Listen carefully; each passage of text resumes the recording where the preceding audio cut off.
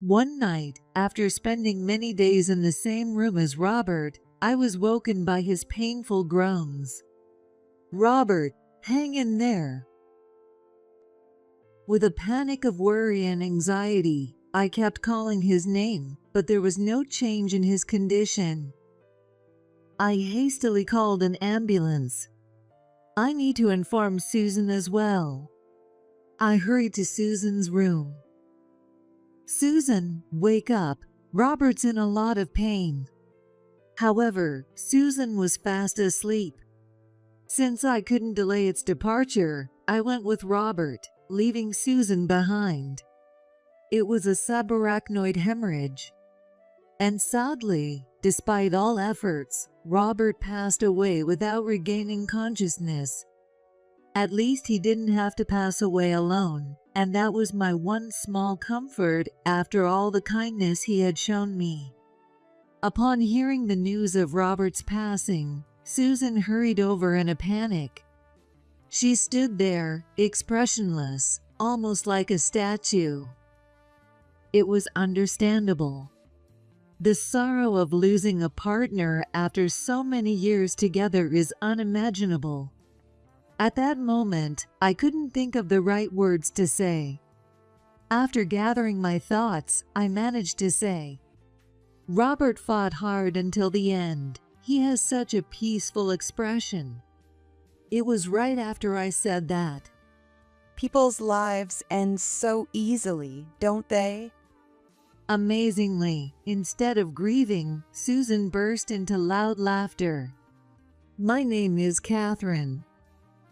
I've been married to my husband, Bill, for over 20 years, and now we're both in our 50s, but we don't have any children.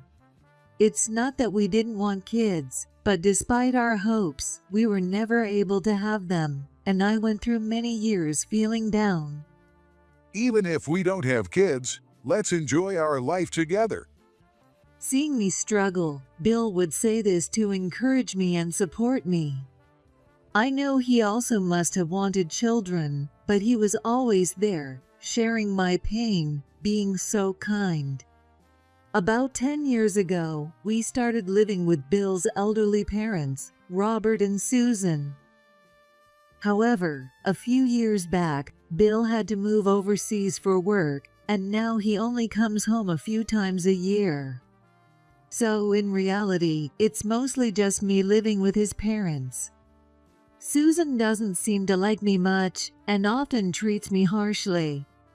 When Bill and I first got married, I didn't really notice it. Even if we visited her a few times a year, she'd act perfectly normal. I wanted to keep a good relationship, so I always made sure to give her birthday presents and did my best to act as the perfect daughter-in-law. But over the years, her attitude started to change. She'd snap at me over small things and started commenting on every little detail. One reason for Susan's behavior is probably that we don't have children. She's always wanted grandchildren, and for years after we got married, she'd ask for them whenever we'd meet. But when it became clear that we wouldn't have kids, her kindness and patience began to fade away bit by bit. It's been a long time since we decided to live child-free, but I still carry some guilt about not being able to give her a grandchild.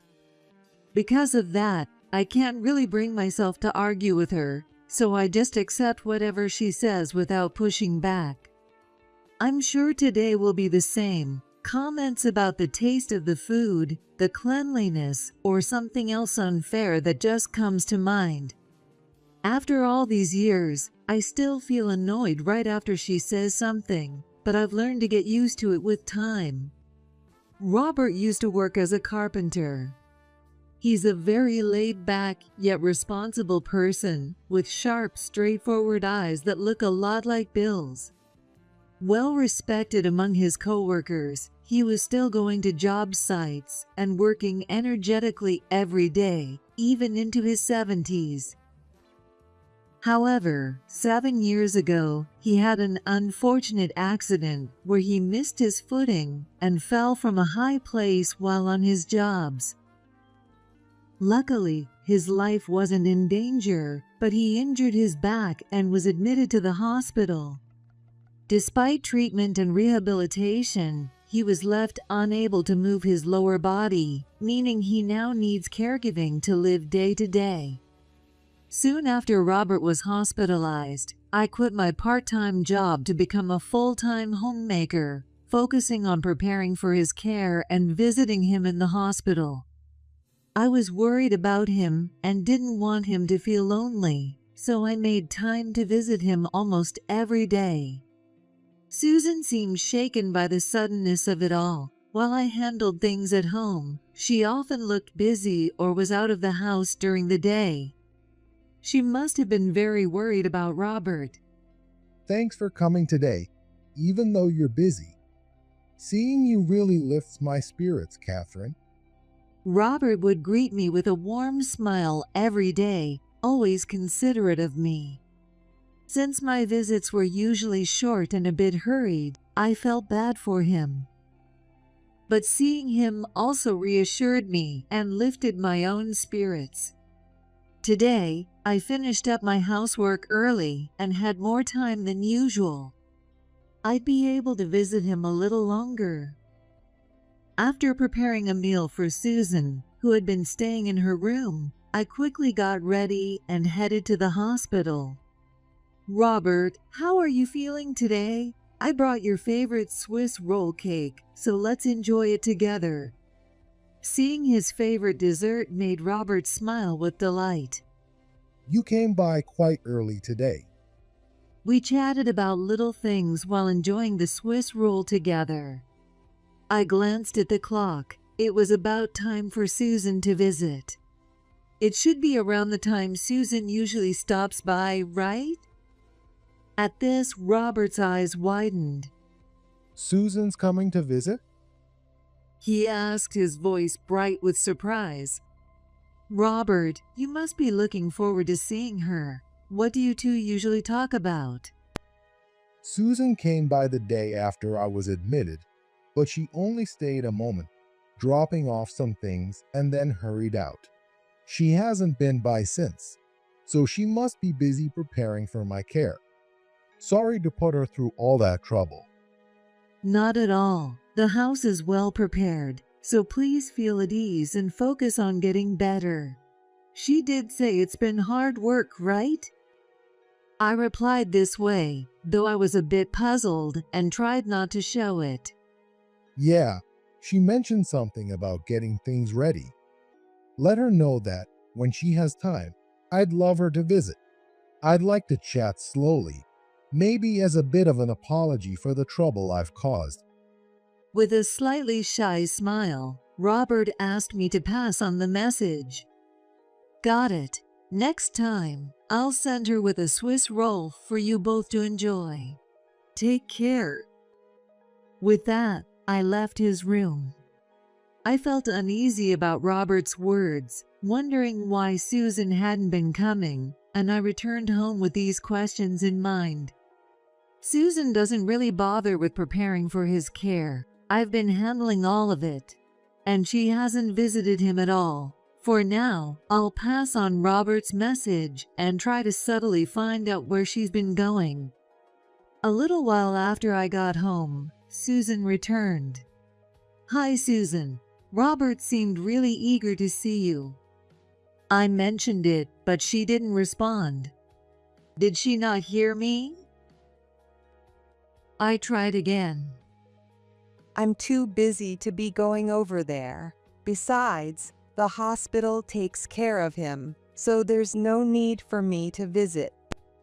But her answer, in a cold, irritated tone, was detached and dismissive.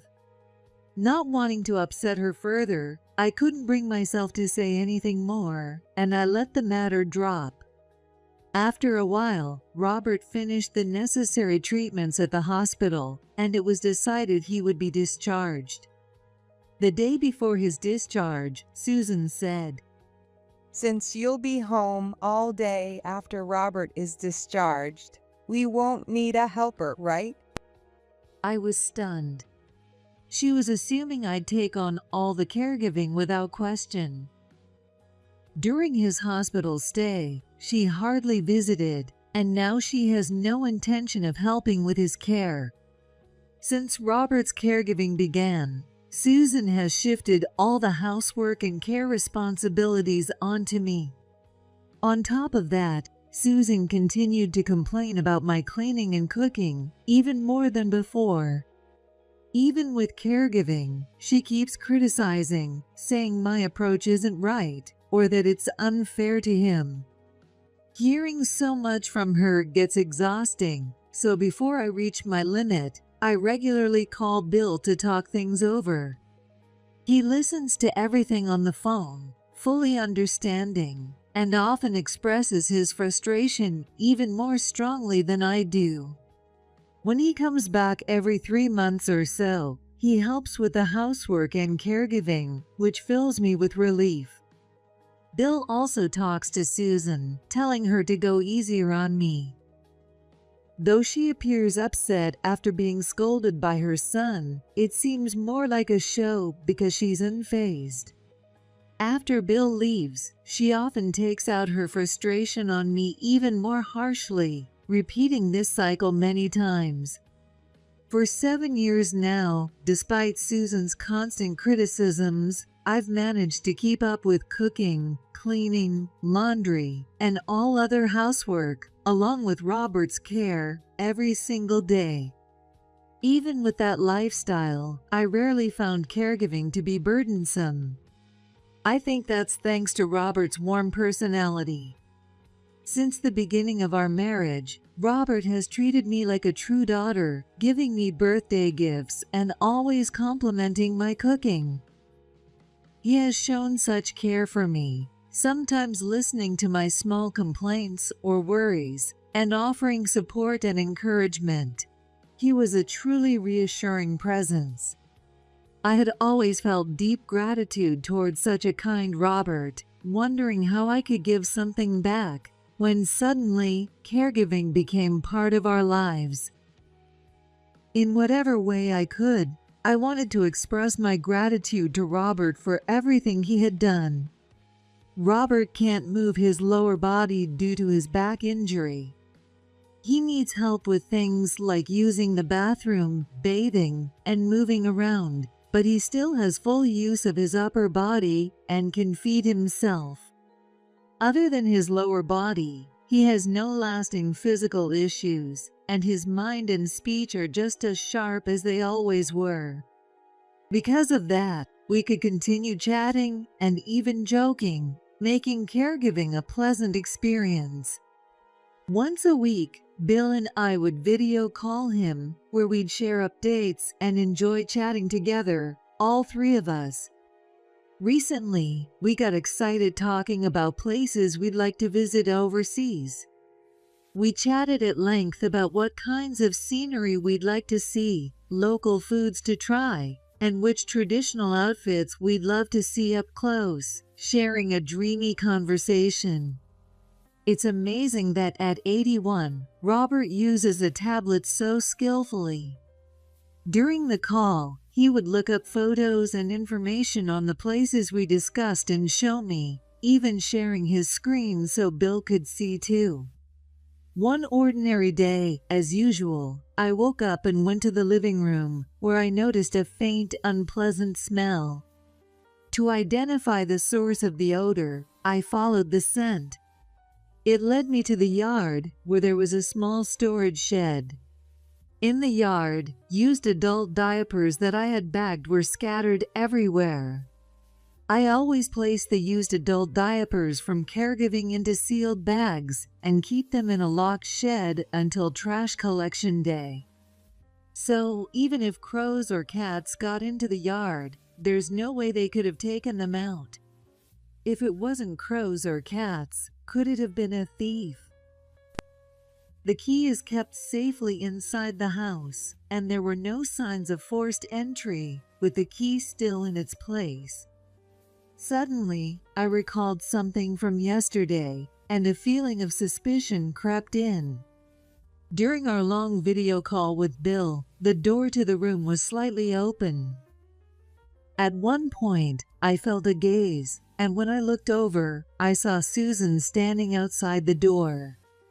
Thinking she might be interested, I invited her to join our call, but she just glared and walked away without saying a word.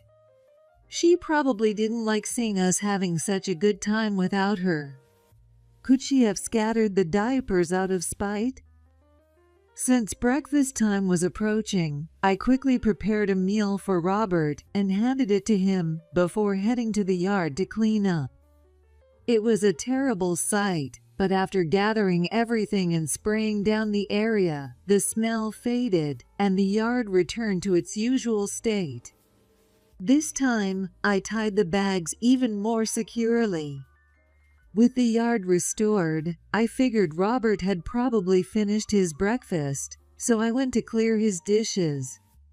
To my surprise, there were no dishes in sight, and no sign that he had eaten at all. I'm sure I brought him his meal. Confused, I asked Robert what had happened to the plate. Susan took it, saying she'd reheat it. It had been a while, but she hadn't returned it. Hurrying to the kitchen, I was shocked by what I saw. The meal I had prepared for Robert had been thrown into the sink, looking like leftover scraps. Even I was reaching my breaking point with the relentless, unreasonable actions. I searched for Susan, but she was nowhere to be found. Her usual bag and shoes were gone, so she must have left while I was busy cleaning the yard. Having no choice, I waited for her to return. It was well past noon when Susan finally returned home. She seemed in a great mood, humming to herself. Still unable to calm my anger, I confronted her as soon as I saw her. "Did you scatter the diapers in the yard and throw away Robert's breakfast?" Who else would do it but me? Is that a problem? She replied, without a hint of remorse.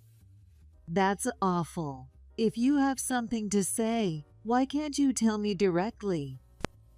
I usually kept my feelings to myself, but this time I couldn't hold back.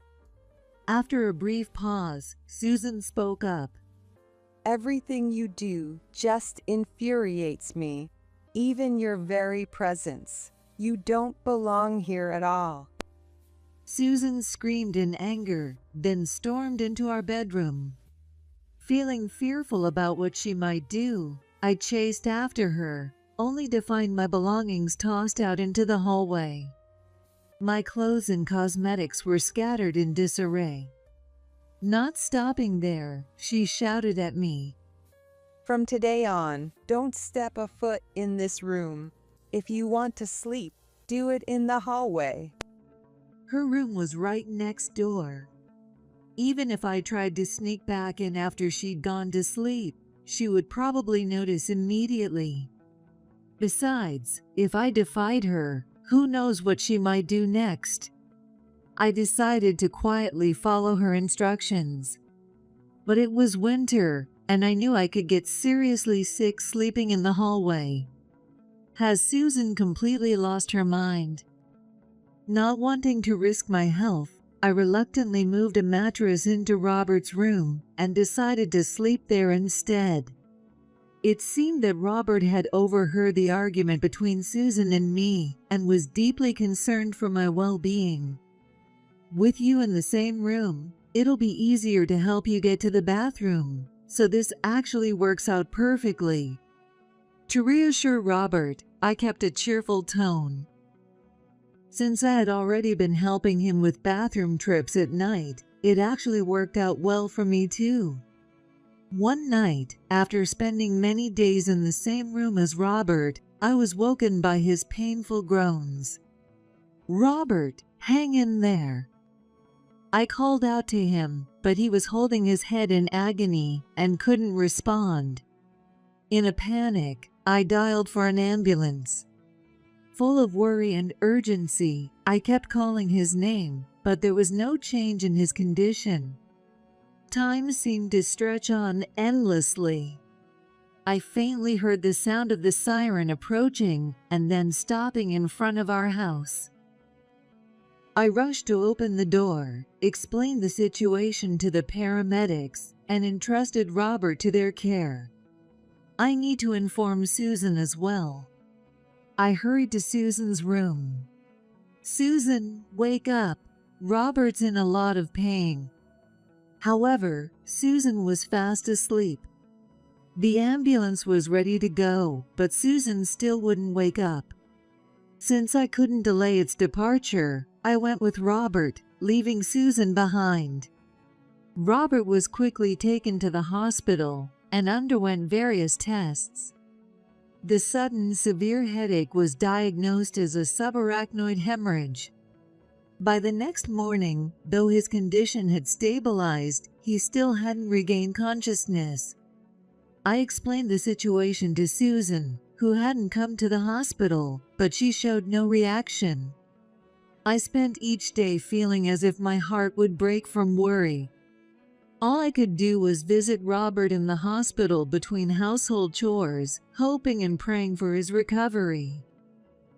But despite my hopes, a few days later, Robert passed away without ever regaining consciousness.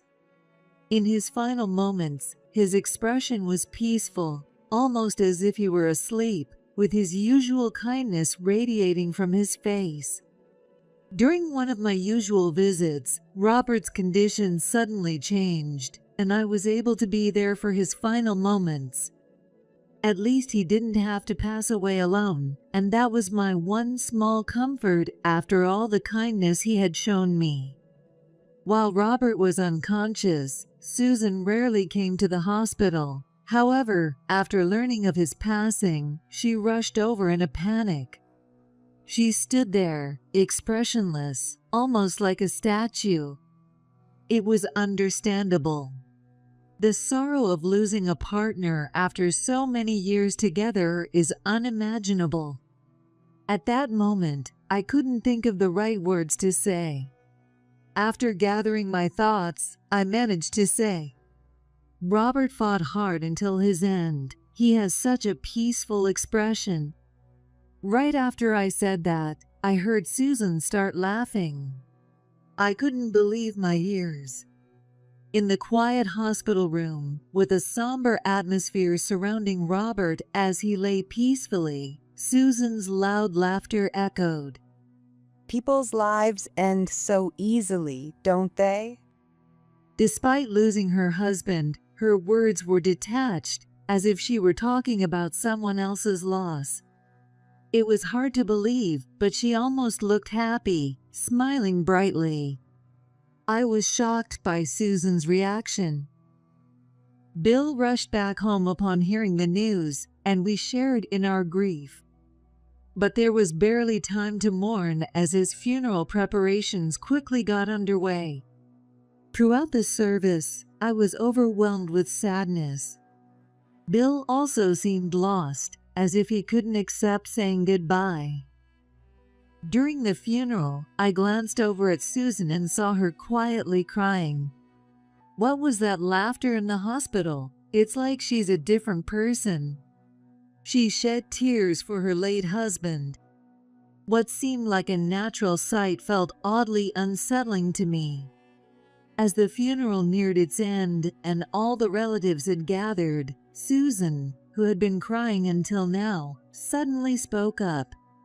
Everyone, listen to me. Catherine, as a daughter-in-law, was having an affair with Robert. Her shocking accusation, delivered in a frenzied voice, turned every eye in the room toward me. For a moment, I couldn't process what was happening, and my mind went blank. When I realized what she was saying, I hurriedly denied it, shocked by her claim. No, I would never do such a thing. I protested to Susan, but she continued her accusations undeterred. She has her own room, yet she insisted on staying in Robert's room. What do you all think? It's unthinkable for a daughter-in-law to live in the same room as him. Susan didn't mention that she was the one who had driven me out of my room. Instead, she accused me, crying hysterically as if she were the victim. I was taken aback by her act. Yet, the relatives seemed to believe her tearful accusations. At this rate, I would end up as the only one seen as the bad person. Just then, Bill, who had been listening silently, raised his voice. It was Mom who was having the affair. The entire room fell into murmurs at Bill's words. What proof do you have? Susan's tears stopped immediately, and her eyes began darting around nervously. Bill calmly reached into his jacket pocket, took something out, and tossed it high into the air.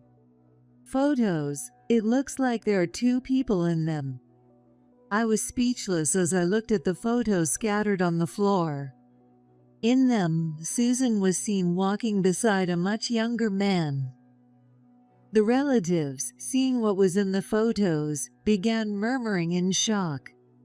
Amid the tense, uncomfortable atmosphere, Susan turned pale and scrambled on the floor to hide the photos. Don't look at them. Don't touch them. Seeing her like that, I almost felt sorry for her. As I wondered why these photos existed, Bill began explaining.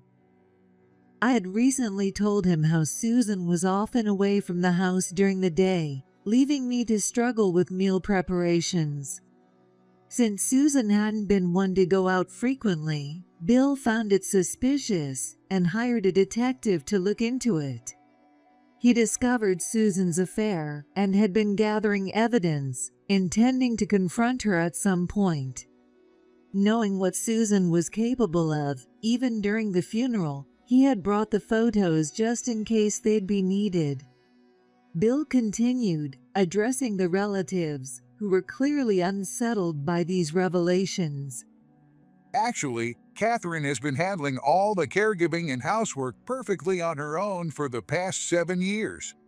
Because my mom insisted on not hiring any help, Catherine sacrificed herself every day to get it all done. And yet, my mom treated her terribly. She would make unreasonable complaints about everything Catherine did, hurl insults at her, and even went so far as to scatter used diapers in the yard or throw away the food Catherine prepared just because she didn't like her. It's awful, isn't it? The people listening were silent, holding their breath. Despite all her efforts, my mom forced Catherine out of her room and told her to sleep in the hallway. That's why she was staying in my dad's room. Hearing this, tears welled up in my eyes.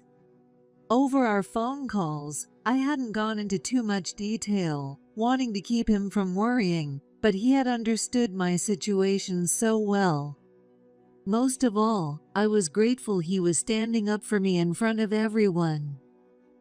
His willingness to protect me, even against his own mother, showed a depth of love I could hardly describe, and in such a difficult time, Bill's support was my greatest comfort. If you still don't believe me, will you listen to this? Bill then pulled out a voice recorder. He played it quietly. Everyone in the room leaned in to listen. From the voice recorder, Susan's angry insults and harsh words directed at me played out. Hearing the abuse I had endured daily, I wanted to cover my ears. I remember this moment. As memories flooded back, my heart tightened painfully. Then, with a sudden click, the recording stopped. Do you really think someone as hardworking and family-oriented as Catherine would be having an affair with my dad? Even after hearing this, will you still believe my mom? He then played the next recording. What a burden you've become with that body of yours. I wish you would just. The vile words kept coming, each more shocking than the last. It turned out that Susan hadn't just targeted me. She had also been hurling cruel and unthinkable insults at Robert. How could she say such things to him, after all the years they spent together, and the life Robert worked so hard to provide? Thinking of Robert enduring such harsh words, I felt an overwhelming sense of sorrow for him. It seemed I wasn't the only one feeling this way. Bill, along with others in the room, had tears welling up in their eyes. The relatives, visibly angry and upset, began to criticize Susan for her actions and words. Some were so furious, they just shook in silence, unable to speak. Thanks to Bill, I was able to clear up the false accusations of infidelity, and the relatives expressed their gratitude and respect for my caregiving. It's a lie. I never said those things. I haven't done anything wrong. Susan clung to anyone nearby, desperate for support, but was met only with looks of disdain as they pulled away from her. Her makeup and hair were disheveled, and she looked pitiful. Realizing she had no allies left, she began to wail silently, as if it were the end of the world. Once things had settled down after the funeral and all the commotion, I asked Bill, "You weren't even around. How did you gather so much evidence?" It was Dad. To my surprise, Robert had been worried about the situation between Susan and me and had reached out to Bill for help. Together, they had been gathering evidence to support me. It suddenly made sense why they had been in frequent contact. To ensure solid proof, Bill bought a voice recorder when he came home and secretly recorded things. I have no idea where he hid it. But this wasn't the only consequence Susan would face. It seemed that Robert was deeply upset about Susan's behavior toward me. So he discussed it with Bill and arranged for Susan to receive only the minimum legal portion of his inheritance. Robert felt for me, seeing how I continued to take care of the household and caregiving duties every day without neglect, despite everything I endured. Since he couldn't do much physically himself, he kept in contact with Bill and made these arrangements discreetly so Susan wouldn't find out. With Susan being away from the house most of the time, Bill said with a smile, they were able to handle everything smoothly. By the way, Dad left this for you. It was a letter from Robert. Catherine, thank you so much for all the care and attention you've given me. Those were the first words written in his beautiful handwriting. I began to read the letter aloud for Bill to hear. "I'm sorry about Susan. She's not a bad person. She just can't express herself. I wish I could set her straight, but I can't in my condition. Catherine, you've done everything right." My vision blurred, and I couldn't read the words clearly. He must have endured the frustration of his immobility and the harsh words from Susan. Yet, even in that situation, he thought about both Susan and me. I respected him even more for his kindness. At the end, he wrote what I felt was his true message. When I'm no longer here, I want you and Bill to do what makes you happy and live freely. Even in his letter, Robert's warmth and kindness shone through, and I couldn't hold back my tears. After I finished reading, memories flooded over me. The challenging early days of caregiving, the times I grew accustomed to it, the fun days chatting on video calls with Robert and Bill.